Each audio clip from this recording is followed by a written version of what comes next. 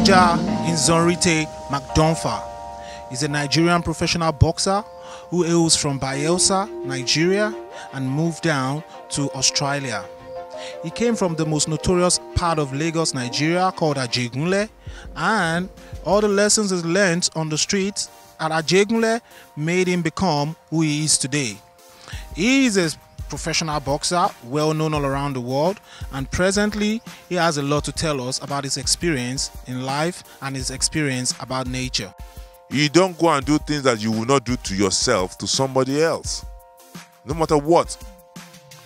It's just like, say, somebody getting drunk and they go and do some stupid, ignorant stuff, and they come out and claim that they were under the influence of whatever they were, alcohol or drugs, whatever. But you got to understand it that they chose to drink, they chose to take the drugs, they did that themselves. Nobody forced them. So if they feel like they want to do anything wrong to anybody else, they should do it to themselves, because they drank themselves. And if you want to hit somebody, hit yourself. You enjoy the pain yourself, do it to you.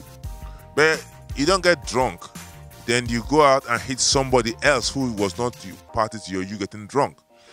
Then you come and your excuse is, oh, I was under the influence. And if you come to analyze that influence that you had, look at that. You go to the bar. Whenever you go to a bar or you go to the bottle shop, you are never ever given anything for free. You have to pay with money.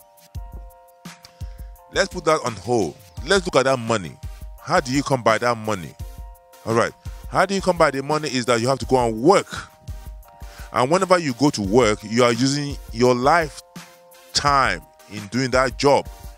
So when you work, you earn money which is equivalent to your life spent on doing the job. Okay. Now that we ascertain that money that we earned from working with our lives, we take it to the bar or the bottle shop and we hand it over to the bar staff or the guy at the bottle shop, and they get exchanged for alcohol or whatever we get. Now you have spent your life, which is the money, to get that. In that, the next thing that you do is that you pick that money that you spend, because your life that you spent in buying the alcohol, that alcohol is your money, your life then you drink it down your throat. Drink it knowingly, consciously, being aware of what you are doing, because you know when you get alcohol in you are going to get a bit drunk, and that was your intention. Now, when you get drunk or you get tipsy, when you get to a stage when you can't stop it, whose fault is it? It is yours and yours alone, because you chose to drink. So when you start to get drunk and start getting unruly, it's your fault. It has nothing to do with the alcohol or the guy that you go and hit or the girl that's over there that you are angry with. It is you that goes out to do it.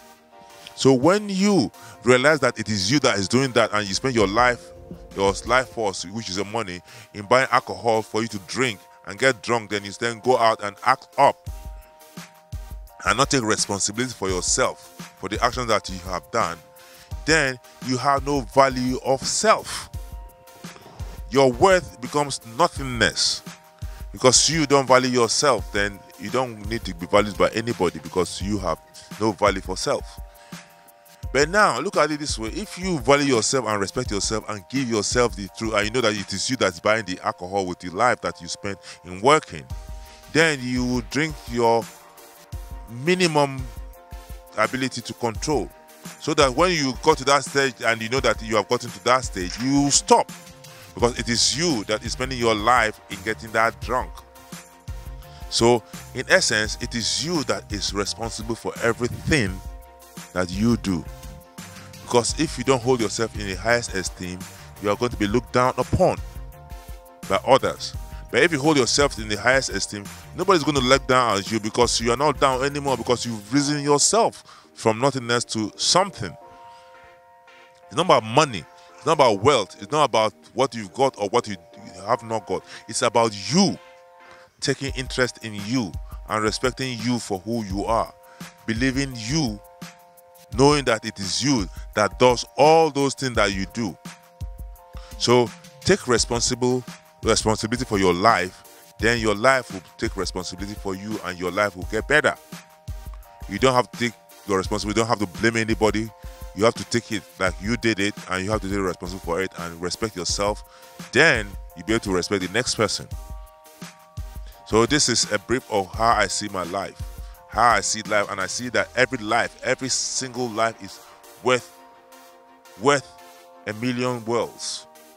So give yourself the life that you desire. Build it yourself. Believe in yourself and you can achieve the skies. Nothing is going to stop you except you. This is Roger signing out. Thank you. Love you all like I love myself. Peace.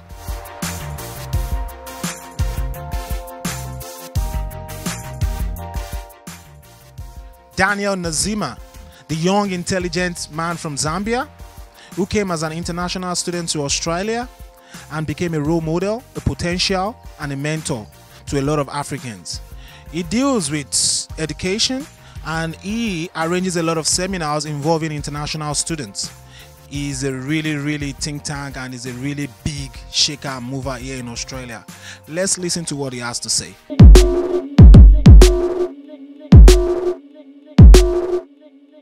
We have to change our mindset. The narrative generally has to be that we can be better. Our past doesn't determine our future. If I'm a kid that's come from a not war-torn country and we've moved here as economic migrants, I don't really have that much trauma in my life that I'm going to go off the rails. But the situation is possible because now I've found this freedom here that I wouldn't have had back home. I'm exposed to kids that call their parents by their first name. I've never done that, and where my school has never happened where I could see a child disrespect their parent right in front of me. I've never seen that before. It doesn't happen where I come from because we have clear boundaries on what you can say, what you can't say about your parents or to your parents. So if you're in a situation where there's 90% of the individuals at your school, you're in high school, and they can talk back and they say certain things to their parents that you have never dreamt of, and that they're your peers. You go home and you say it, or you say it one time when you're frustrated and you see the effect that it has on your parents, because 9 times out of 10, if I'm reacting a certain way, so if you're a parent and you're screaming at me, I'm going to be angry. Generally, I'm going to sit there and I'm going to take it.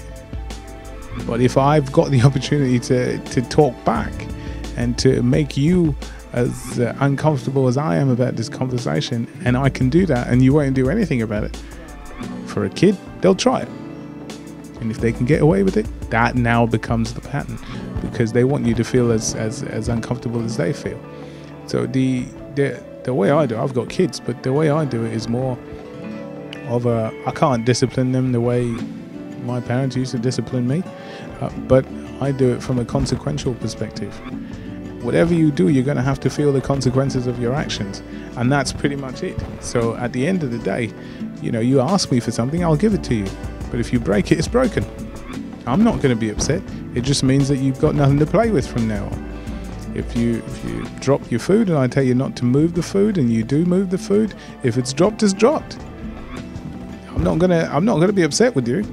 It just means you've got no food. So at the end of the day, you're feeling the consequences, and you've got to listen to what I tell you, because I'm telling you from a perspective of knowledge. I know what's going to happen. 9 times out of 10, most of us will come back to our mums or our dads and say, look, they tell you not to do something, you go and do it, and then you're calling them to bail you out.